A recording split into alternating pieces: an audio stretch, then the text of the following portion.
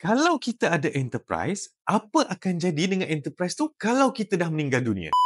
Korang yang berniaga ni, yang pemilik enterprise ni kan, korang pernah tak terfikir, aku dah buat bisnes ni, dah lama dah 10 tahun, 20 tahun aku buat bisnes ni, bisnes aku pun dah berkembang besar dah. Korang ada tak terfikir, kalau korang meninggal dunia, apa akan jadi dengan enterprise tersebut?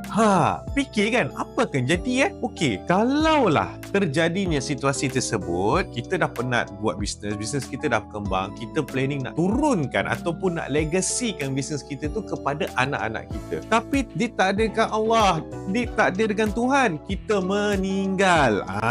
Apa akan jadi dengan bisnes tersebut? Bisnes tersebut akan ditutup oleh pihak SSM. Sebab apa? Sebab kita dan enterprise adalah satu. Tiada konsep separate entity dekat situ. Nampak tak? So kalau ditutup, apa akan jadi dengan bisnes kita yang lain? Bisnes kita yang lain pun akan ditutup lah. Tak boleh nak buat apa. Bank account, bila enterprise kita ditutup oleh SSM, bank account kita pun kena tutup. Bisnes tu pun dah tak boleh jalan. Sebab tu kenapa ramai orang buka syarikat Sdn Bhd. Dia upgrade. Bila bisnes dia berkembang, dia upgrade bisnes dia pergi ke Sdn Bhd. Sebab apa? Sebab di dalam Sdn Bhd ada konsep shareholder. So katakanlah dia dah bisnes dah 10 tahun ni, dah cantik ni. So dia upgrade pergi Sdn Bhd, dia bukalah ABC Sdn Bhd. So bila dia buka ABC Sdn Bhd, dia letak pegangan saham dia. Contoh macam saya lah, saya buka ABC Sdn Bhd, saya letak pegangan saham saya 50%. 25% saya bagi kepada isteri saya. Lagi 25% saya bagi kepada anak saya yang di mana telah melebihi umur 18 tahun. So, kalau ditakdirkan Allah saya meninggal, apa akan jadi dengan syarikat Sdn Bhd tersebut? Takkan ada isu. Sebab apa? Sebab